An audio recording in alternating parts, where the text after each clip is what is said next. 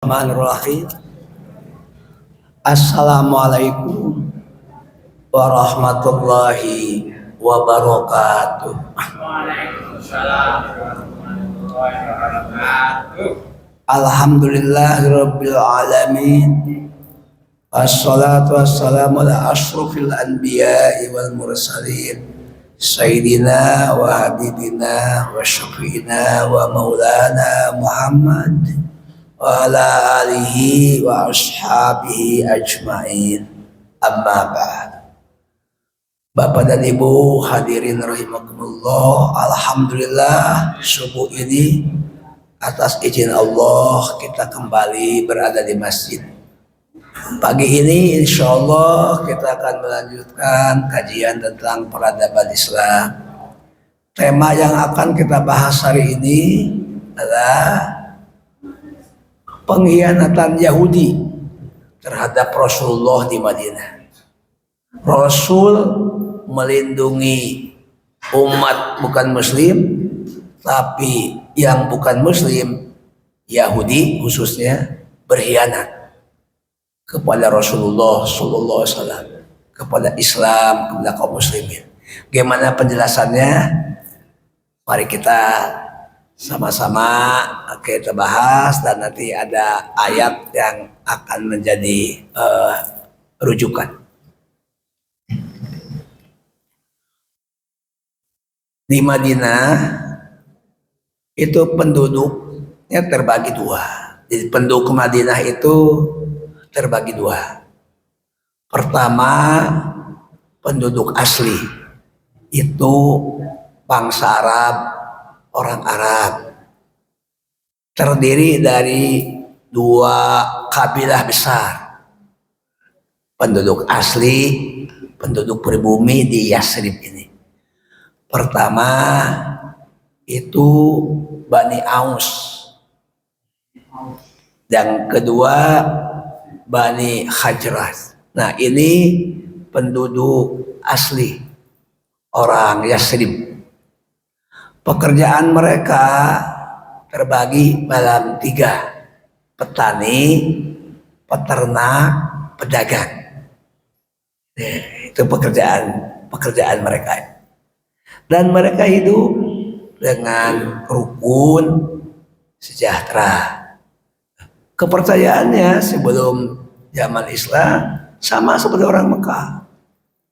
Sama-sama percaya kepada dewa-dewa, lalu ada persembahan kepada dewa yang diwujudkan dengan menyembah berhala-berhala, dengan patung-patung. Begitulah, tapi mereka rukun. Si orang Yasrib ini. Kira-kira 100 tahun sebelum Rasulullah lahir, muncul pendatang. Pendatang ini orang Yahudi. Kenapa Yahudi jadi masuk ke Yasrib? Itu panjang sejarahnya. Itu sejak Nabi Sulaiman wafat. Nabi Sulaiman wafat, kerajaan Bani Israel di Yerusalem, di Palestina, itu terbelah, disintegrasi, pecah, dan hancur. Orang Yahudi terusir dari Yerusalem, dari Palestina.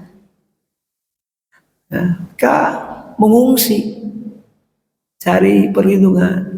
Nah, inilah disebut dengan diaspora Yahudi.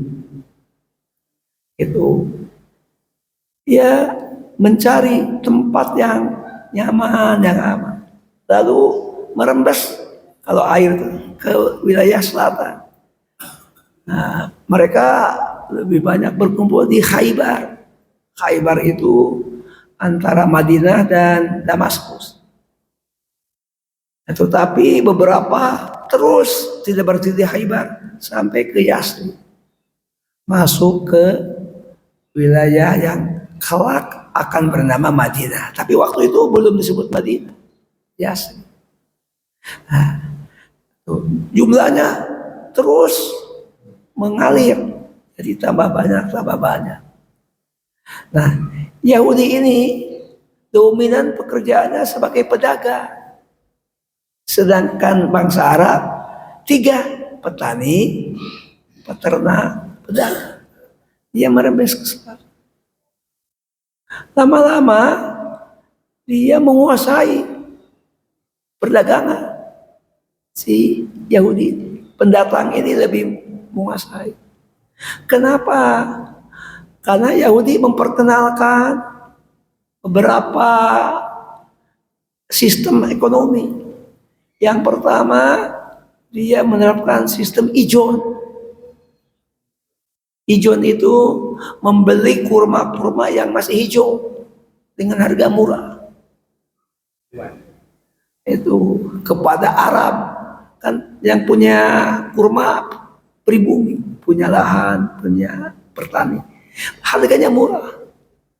Nanti ketika panen, yang punya hasil panen Yahudi. Lalu ditimbun, semua barang-barang ditimbun. Kemudian dia monopoli, mengendalikan harga. Ketika musim panen, harga jatuh. Ketika musim paceklik, naik. Jadi dia 3 sistemnya. Ijon, yang kedua dia monopoli, mengendalikan harga. Itu. Yang ketiga, dia bisa meminjamkan uang kepada petani, tapi dengan bunga tinggi. Jadi dia perkenalkan sistem ijon, lalu dia tengkulak ini menentukan harga, mengendalikan, lalu menimbun ini dan meminjamkan uang dengan bunga yang tinggi. 4. Maka kehadiran Yahudi itu nggak disukai oleh pribumi. Terjadilah konflik. Yahudi ini terbagi dalam 3 kabilah besar. Ada yang menyebutkan 4, tapi yang besar. Bani Quraidah, Bani Nadir, Bani Kainuqa. Itu. Ini pribumi sering merasa dirugikan. Itu. Maka terjadi konflik. Nah, konflik-konflik ini berkepanjangan. Cuma Yahudi pintar. Dalam konflik ini kadang-kadang terjadi koalisi. Anehnya, Yahudi, Bani Quraidah misalnya, bekerja sama dengan Arab untuk melawan sesama Yahudi. Jadi konflik berkepanjangan. Nggak ada habisnya. Belum lagi Yahudi berusaha untuk menguasai jalur perdagangan, karena Madinah itu berada pada jalur perdagangan yang oleh Al-Quran dikatakan rihlatas sita iwasoi. Mereka melakukan rihlah itu melakukan kapilah dagang di musim dingin dan di musim panas. Kemana mereka berdagang? Ke selatan, ke Yaman, ke utara, ke Syam. Nah, jalurnya dari Yaman, titik kedua Mekah, titik ketiga Yasrib, titik terakhir baru Syam. Nah, ini kan dia berusaha Yahudi untuk menguasai, jadi penguasa. Apa yang dicari? Keuntungan. Dapat apa? Pertama, dapat bea dan cukai. Setiap jalur barang dagang lewat itu ada beanya, ada cukai. Yang kedua, dia dapat barang-barang. Barang yang dari Syam nggak sampai ke Mekah, apalagi ke paling selatan ke Yaman, enggak, diborong kata dia, ditimbun oleh Yahudi. Demikian juga barang dari selatan, dari Mekah, untuk nggak sampai ke tujuan akhir ke Syam. Jadi kaya karena dia punya tradisi menimbun. Begitu. Nah, kondisi ini membuat sebagian orang Arab tidak nyaman, nggak betah banget hidup dengan kondisi seperti ini. Tidak ada kerukunan, tidak ada kedamaian, dikuasai, ditindas, dan ini berlangsung lama. Pernah terjadi perang. Kali ini kompak nih, Yahudi berhadapan dengan Arab, Arabnya bersatu, kalah Yahudi.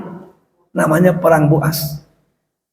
Ketika kalah itu, Yahudi sumpah serapah. Apa sumpahnya? Biarlah hari ini kami kalah,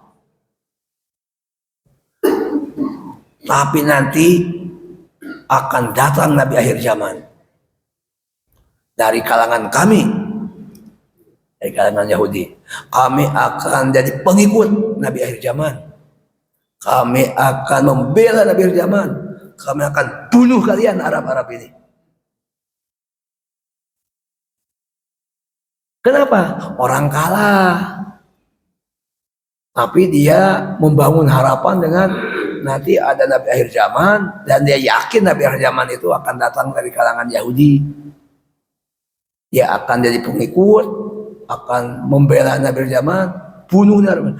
Padahal itu hanya menggunakan agama untuk melampiaskan perasaan dendam. Kalah. Begitu nanti tahun 570 lahir Nabi akhir zaman.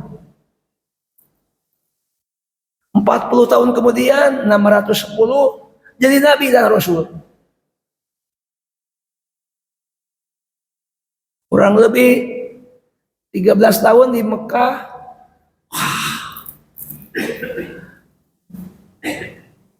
Diundang oleh orang-orang Bani Aus dan Bani Hajrat untuk pindah ke Madinah. Kenapa diundang? Bani Aus dan Bani Hajrat nanti tidak nyaman hidup kayak begitu, konflik. Lalu mereka datang ke Mekah, masuk Islam, menyatakan setia kepada Rasul, berbaiat. Lalu Nabi diundang ke Madinah. Itu ada belakangnya.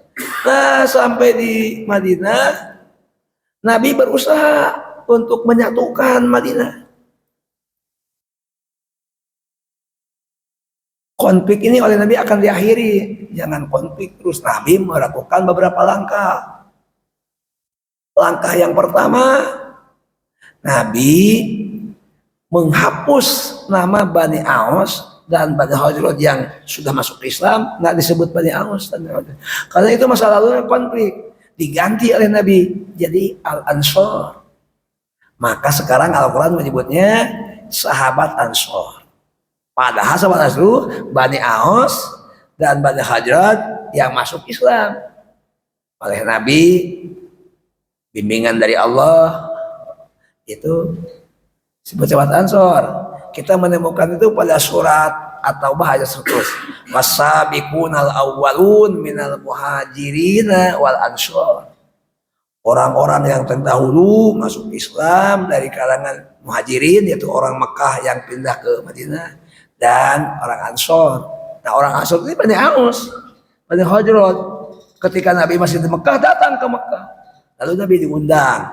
Satu, Nabi menyatukan Bani Aus dan Bani Hajrat yang masih Islam dengan nama sekarang sahabat Ansor. Lengkapnya Ansorullah, para penolong Allah. Langkah yang kedua, oleh Nabi dipersatukan pendatang muhajirin dan Ansor. Itu. Langkah yang ketiga, Muslim, orang Islam, yaitu pendatang muhajirin dan Ansor, disatukan dengan yang bukan Muslim. Yang bukan Muslim itu kan ada dua, Yahudi, lalu Arab yang masih memeluk keyakinan yang musyrik. Itu Bani Aus dan Bani Hajrat yang tetap dalam kepercayaan lama. Itu diajak oleh Nabi, sehingga Madinah itu menjadi kota yang agamanya lebih dari satu, ada 3, yaitu Islam, ini Muhajirin dan Ansor, Yahudi, dan orang-orang Arab pribumi yang masih memeluk kepercayaan lama, Bani Aus dan Bani Khazraj. Itu jadi itu yang disebut dengan, kalau istilah di Indonesia itu bineka majmuk. Nah, oleh Nabi diajak, ayo kita sama-sama membangun kota, yaitu kota Yasrib, tapi oleh Nabi diganti namanya Al-Madinah Al-Munawwarah. Al-Madinah itu kota pusat peradaban, tapi mendapatkan cahaya Allah. Al-Munawwar itu yang mendapatkan cahaya, itu terbimbing oleh wahyu, terbimbing oleh Nabi sendiri. Apa hasilnya? Nabi menyusun piagam Madinah yang itu berfungsi sebagai undang-undang dasar konstitusi. Dalam piagam itu diatur ada masing-masing ada kebebasan menjalankan agama. Si Yahudi bebas menjalankan keyakinannya, musyrikun bebas, tapi semuanya memegang teguh menjaga kesatuan, persatuan kota. Nabi yang memimpin. Nabi jadi seorang Nabi Muhammad, orang Rasul, kepala negara kecil, namanya polis, negara kota, kepala negara, kepala pemerintahan, dan panglima. Nah, mestinya Yahudi kalau dia mau damai senang, nggak perlu konflik dengan pribumi. Pribumi juga senang karena Nabi akan mengendalikan supaya ini tetap tertib, aman, kendali. Karena Nabi ingin mengakhiri konflik. Nah, kenapa? Islam kan datang membawa perdamaian, membawa salam. Nabi ingin mewujudkan damai Muslim dengan Muslim dan Muslim dengan yang bukan Muslim. Tiga. Itu semangatnya. Nah, hari ini saya akan ceritakan sedikit Yahudi berkhianat. Berkhianat. Siapa yang mulai berkhianat? Semuanya, tiga-tiganya, Bani Quraidah, Bani Nadir, Bani Kainuqa. Gimana bentuk pengkhianatannya? Nah, sekarang saya ceritakan singkat bentuk pengkhianatan. Bani Kainuqa dulu. Bani Kainuqa itu struktur masyarakatnya, setiap suku, setiap bani ini memiliki perkampungan sendiri, memiliki pasar sendiri. Maka akan disebut pasar Bani Kainuqa, pasar Bani Nadir, pasar Bani Quraidah. Nah, di pasar Bani Kainuqa ini seorang muslimah berjualan, tapi nggak disukai. Isengnya apa? Itu kan muslimah ini memakai pakaian yang menutup aurat. Tiba-tiba iseng si Yahudi ini diikat kainnya. Ini kan baju panjang nih si muslimah, diikat. Begitu melangkah jadi kebuka auratnya. Ditertawakan habis oleh si Yahudi ini, Bani Kainuqa. Nah, seorang laki-laki muslim datang, kamu jangan begini. Lalu terjadi pertengkaran. Saat pertengkaran itulah kemudian si ini di laki-laki muslim ini yang membela muslimah dibunuh.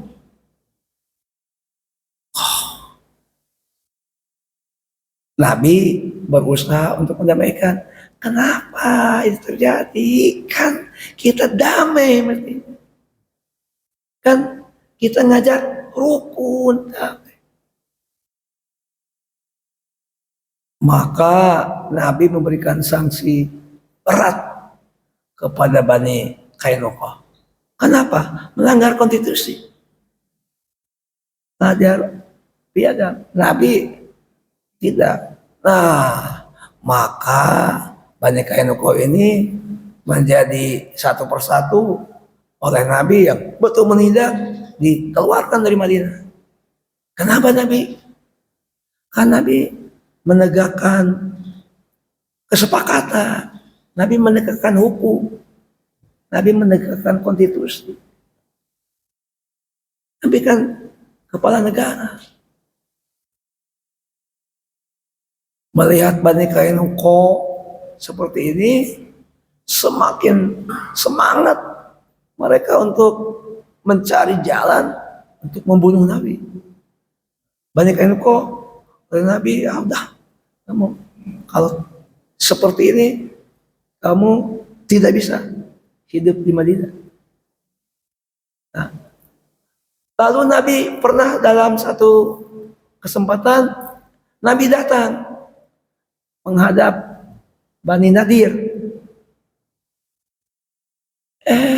Ternyata kehadiran Nabi itu akan dimanfaatkan untuk dibunuh Nabi. Caranya mereka akan merencanakan untuk mengangkat batu dari atas hotel, akan dijatuhkan. Salah seorang pemimpin mereka mengatakan, jangan, itu kita berkhianat. Muhammad kan akan tahu, dia akan diberitahu nanti oleh malaikat Jibril. Allah akan kasih tahu tentang tingkah laku kita. Kamu berkhianat, jangan. Tapi tetap saja nih merencanakan. Nabi memang segera meninggalkan perkampungan Bani Nadir. Dan mereka tetap akan menjatuhkan. Lalu mereka diberi sanksi oleh Nabi. Kalau kamu melanggar dan merencanakan berbuat, dikasih batas waktu oleh Nabi. Keluar 1 bulan batasnya, kamu keluar dari Madinah. Karena kamu merencanakan untuk membunuh Nabi. Mereka sudah mau keluar, tapi oleh pemimpin jangan keluar. Berlindung saja di balik benteng. Aduh, berlindung. Nah, cerita tentang itu digambarkan di Al-Quran. Lalu Nabi berusaha untuk mengepung benteng mereka. Kamu mendingan keluar.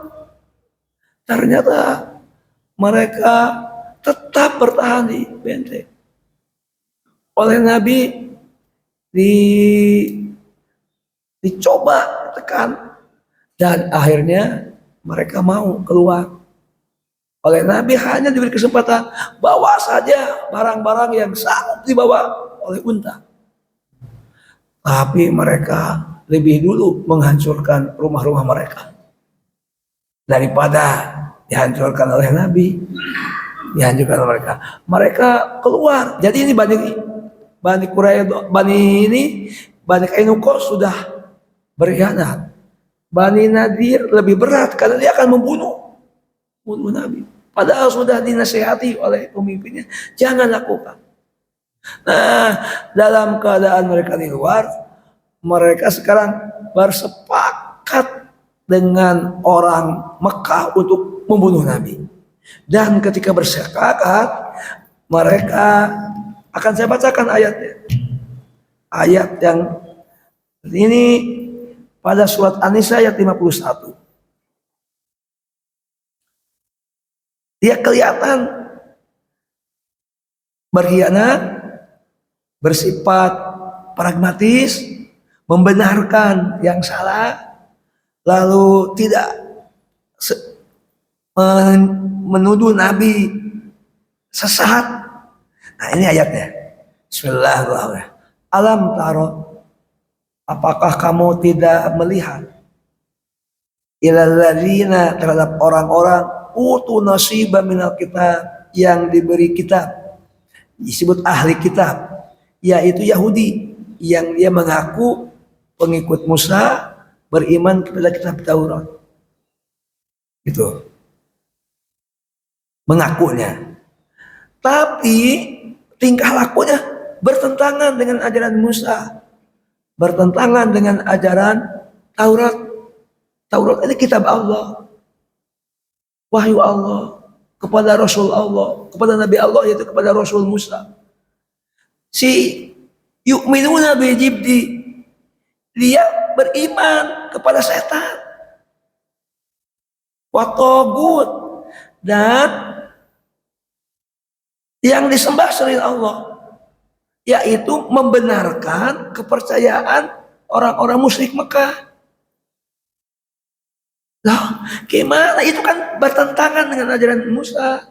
Itu bertentangan dengan ajaran yang ada dalam kitab Taurat. Kenapa dia membenarkan beriman kepada Jibdi? Jibdi itu kepada setan, togut, yang disembah selain Allah, dewa-dewa. Kenapa? Karena dia mau kerjasama dengan orang Makkah untuk membunuh Nabi.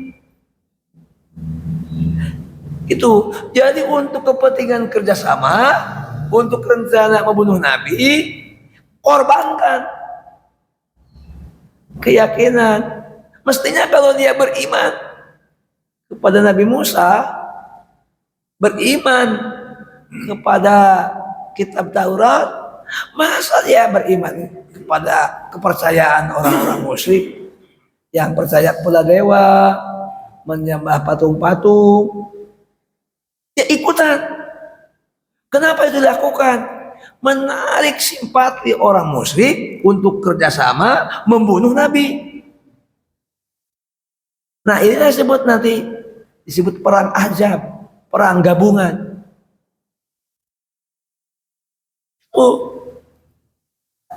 Itu kira itu Yahudi wa yaqulun, dan mereka mengatakan lilladzina kafaru, kepada orang-orang Mekah yang memang kufur kepada Allah, haulai, mereka ini orang-orang Mekah yang jelas-jelas menyembah dewa, percaya kepada togut, menyembah togut. Togut itu Tuhan-Tuhan selain Allah. Dewa-dewa ini sebetulnya adalah itu setan yang menjelma pada patung-patung.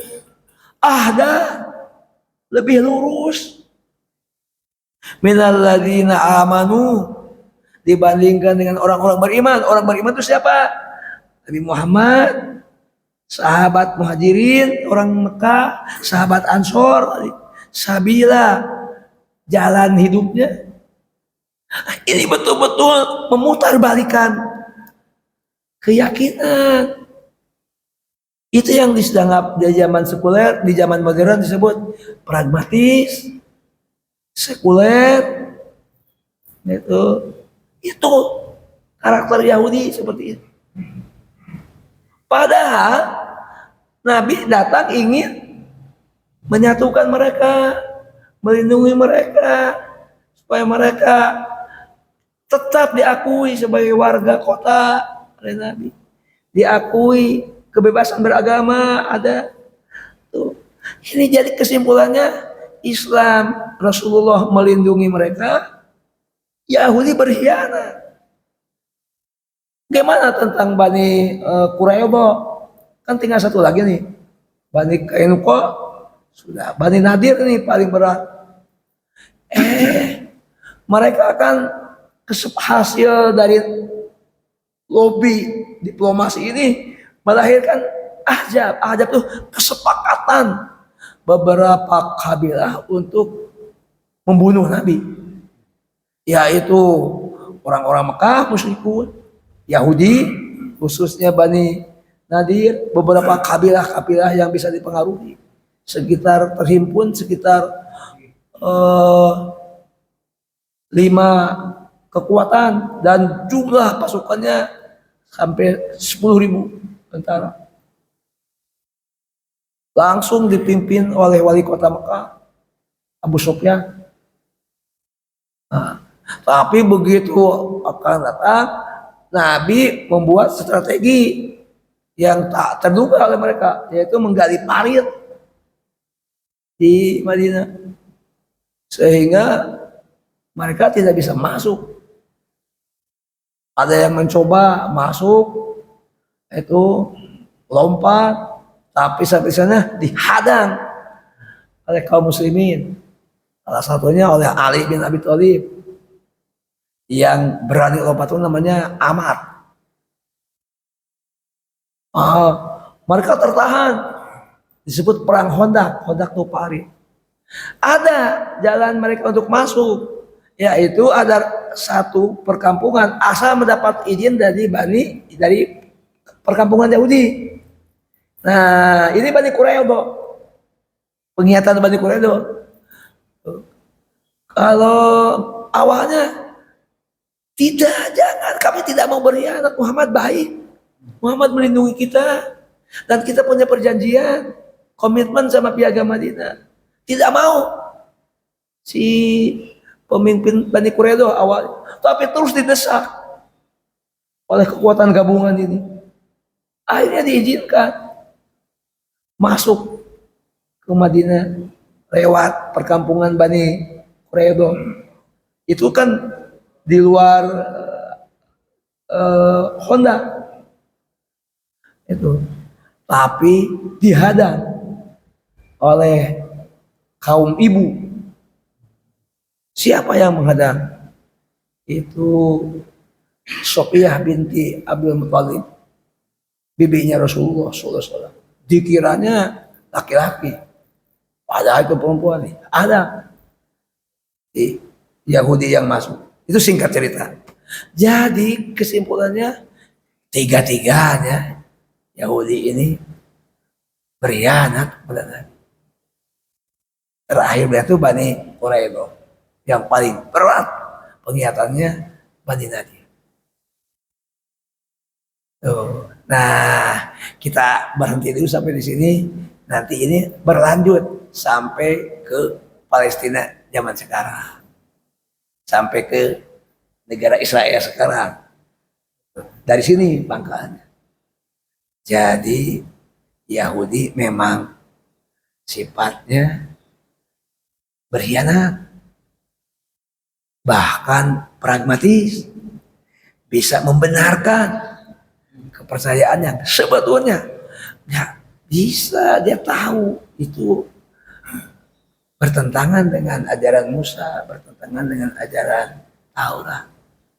Tapi untuk kepentingan balas dendam, maka Yahudi nanti menjadi manusia yang sekuler, kemudian kufur, tidak bertuhan, dan kadang-kadang tindakannya tidak manusia, hanya karena balas dendam yang sudah mengakar pada diri. Terima kasih. Masih ada waktu sampai jam 6. Itu saja yang bisa disampaikan. Kita singkat cerita. Ini bisa diteruskan nanti. Bersambung saja kuliahnya. Ada tanggapan? Silahkan dari kanan atau kiri.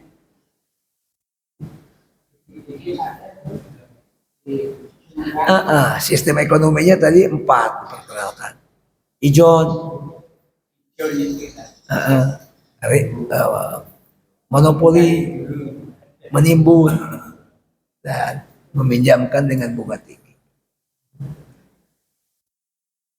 Perilakunya berkhianat, pragmatis, itu kemudian mengorbankan dasar ketuhanan dan kemanusiaan hanya karena dendam.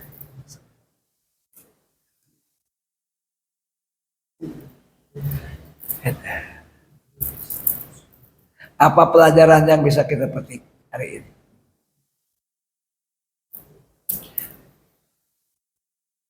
Silakan, Bapak. Ada yang sampaikan?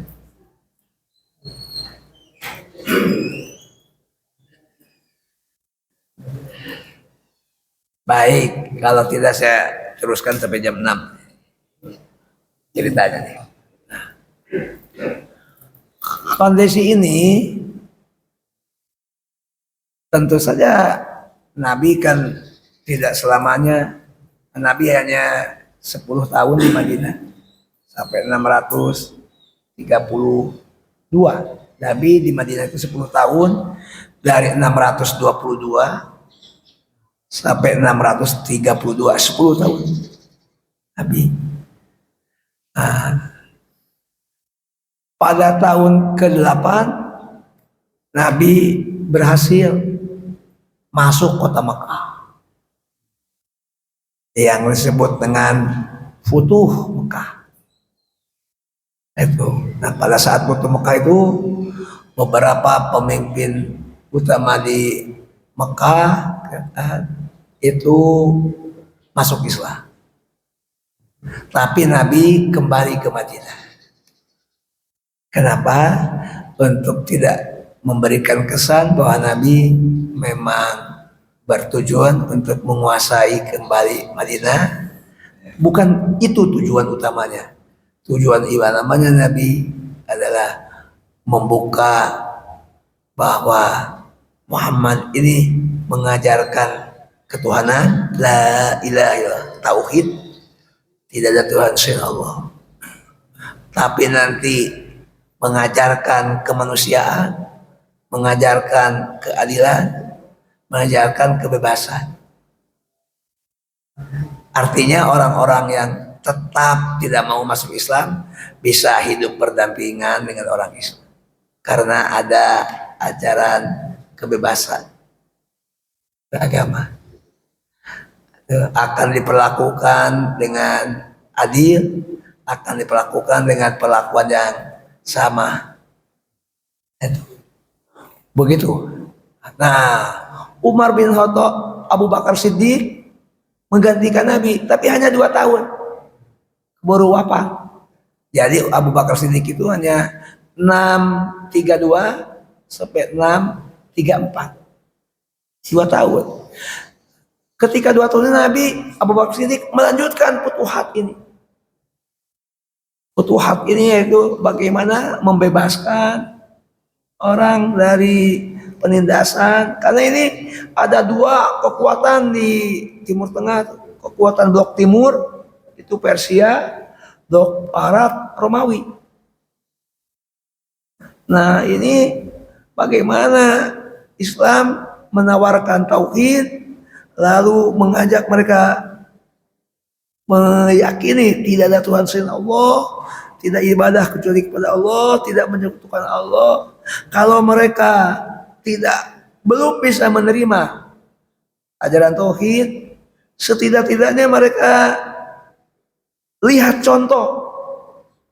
Jadi tetap dalam keyakinan mereka, tapi mereka bersedia hidup rukun dengan orang Islam.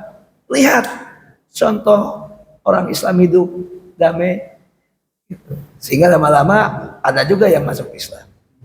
Nah, ini terus beberapa kota yang terdekat jatuh ke tangan Islam. Itu yaitu kota-kota yang disebut dengan wilayah Syam. Kalau disebut wilayah Syam tuh 4 negara sekarang. Suriah, Lebanon, Palestina, Yordan. So, tapi tersisa Palestina. Sampai Abu Bakar wafat, Palestina belum bisa menerima ajakan kaum muslimin. Itu masih dipertahankan oleh pemimpin Yahudi, oleh pemimpin Nasrani. Nah, Umar masuk ke Palestina, lalu betul-betul kaum muslimin dihadang. Nggak bisa, karena tentara Romawi bekerjasama dengan pemimpin Nasrani mempertahankan. Kenapa dipertahankan? Karena Palestina kota tempat kelahiran Nabi Isa. Dia di Palestina ada gereja kebanggaan mereka. Pertahankan. Kandas kaum muslimin. Umar beralih strategi. Enggak dilawan lewat perang, tapi lewat diplomasi. Umar bersama beberapa sahabat, yaitu didekati satu persatu pemimpin Nasrani yang merasakan bahwa mereka ditindas oleh Romawi, didekati satu-satu. Islam ini tidak memaksa kamu harus masuk Islam. Yang penting kamu bisa menerima bahwa kaum muslimin ini mengajarkan tauhid. Kamu mau ikut tauhid atau tidak, tetap kami jamin. 3 hal yang kami jamin. Kebebasan beragama. Kami jamin. Kamu bebas. Kamu bisa datang ke Yerusalem untuk beribadah pada hari Minggu di gereja. Itu kami jamin bahwa Palestina, Yerusalem, satu kota, satu negeri untuk 3 agama. Padahal Yahudi, diaspora Yahudi kocar-kacir di mana-mana. Tempat ibadahnya dijadikan tempat buang sampah, yaitu dinding ratapan. Tetap Umar merumuskannya dalam perjanjian. Namanya perjanjian Aliyah. Dari mana tuh Umar punya gagasan tentang melanjutkan yang di Piagam Madinah di zaman Rasulullah, tapi sekarang diperluas berlakunya di wilayah Palestina. Yerusalem yang terlibat bukan hanya 2 agama, Yahudi, tidak musyrik, 3, tapi 3 itu Yahudi, Nasrani, Islam. Apa yang dijamin? Semuanya bisa nyaman datang ke Yerusalem, ke Palestina. Orang Yahudi, kamu boleh tinggal di Palestina, tinggal di dan kamu dijamin aman untuk datang ke dinding ratapan. Dinding ratapan itu bagian dari masjid yang dibangun oleh Nabi Sulaiman. Untuk ritual lah di situ kamu pada hari Sabtu. Kaum muslimin pastinya kaum muslimnya dalam satu hari 5 kali datang. Sholat duhur, asar, maghrib, isya subuh di Masjid Al-Aqsa. Jadi kaum muslimin dalam satu hari 5 kali datang. Yahudi hanya hari Sabtu saja, Nasrani hanya hari Minggu saja. Dijamin. Sehingga Palestina betul-betul berada dalam kekuasaan kaum muslimin. Dan lama-kelamaan itu bangsa Arab yang muslim betul-betul tanah airnya Palestina. Yang Nasrani juga berada di Palestina. Yahudi kan kemana-mana ngacir. diaspora. Itu. Begitu kira-kira gambarannya. Karena itu kelak ketika Yahudi ini ingin mendirikan negara Israel, itu dia mendirikan negara di tanah yang sudah sejak zaman Umar bin Khattab itu adalah dikuasai oleh kaum muslimin, dan muslim inilah dominan bangsa Arab, orang Palestina. Siapa nih yang menggerakkan ini semua? Dua kekuatan, yaitu Yahudi yang diaspora membuat organisasi namanya Zion, lalu pahamnya Zionis.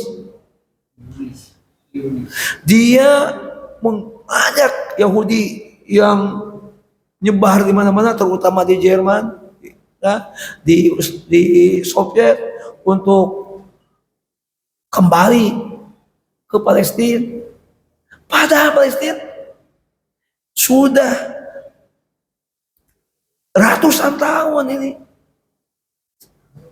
dikuasai, jadi negerinya Muslim, bangsa Arab. Dia kan, kenapa? Dia kan udah terusir, nggak bisa masuk. Tapi kaum muslimin dipaksa mundur. Siapa yang harus mundur? Itu sejak 1917, 1916. Itu Turki Utsmani ditekan untuk mundur. Tinggalkan kamu, jangan menguasai Palestina.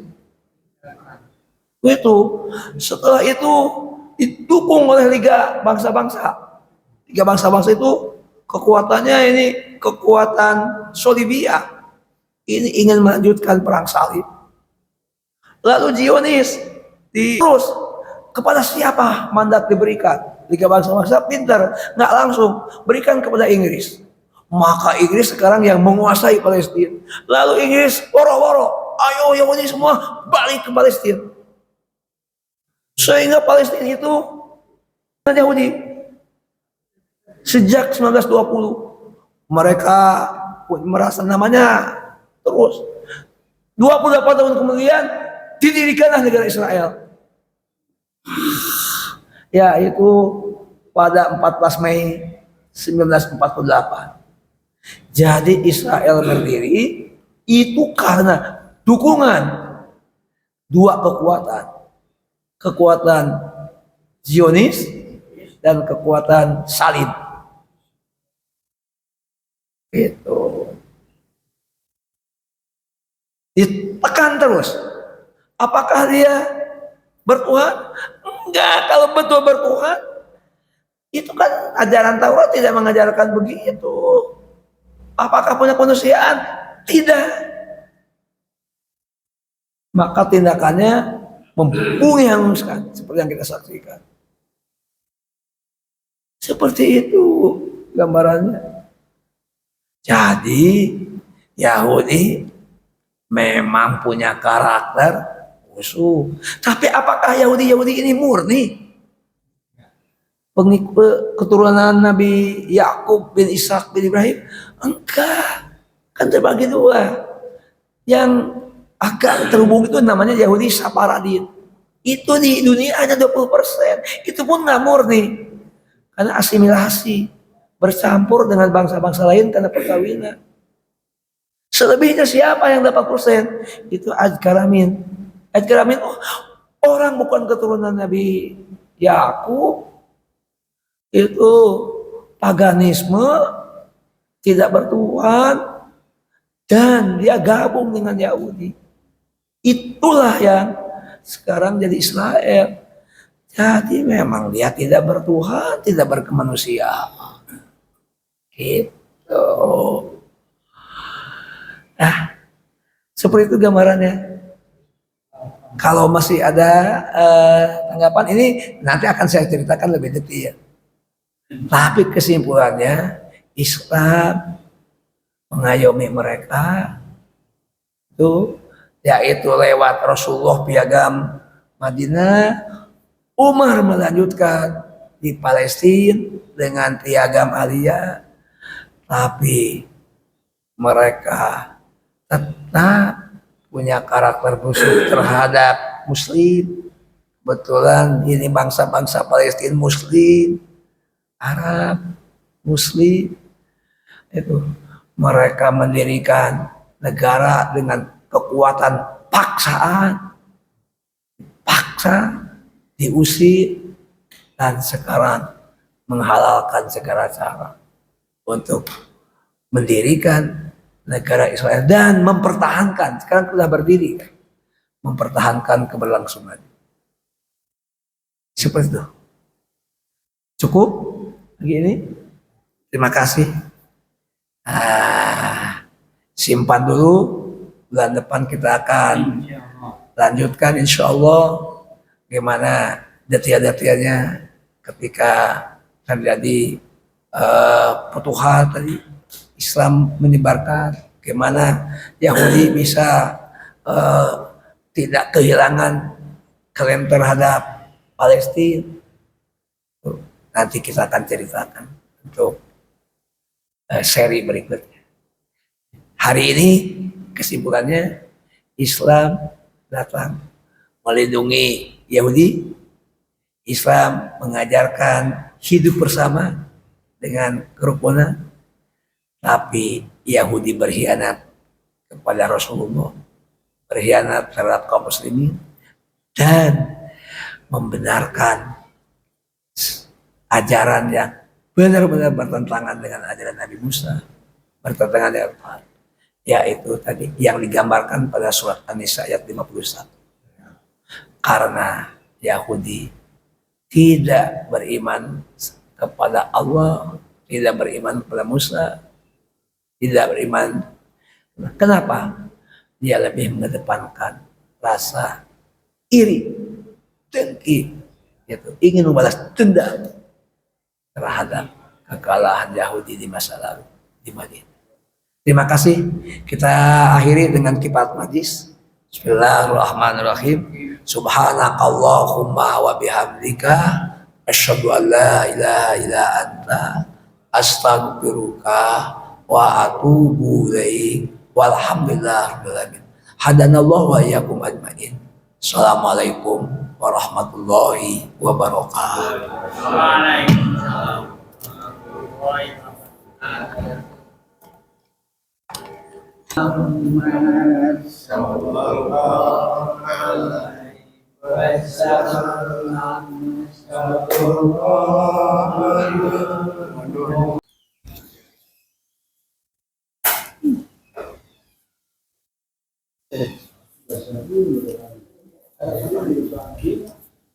Ambil nasi goreng.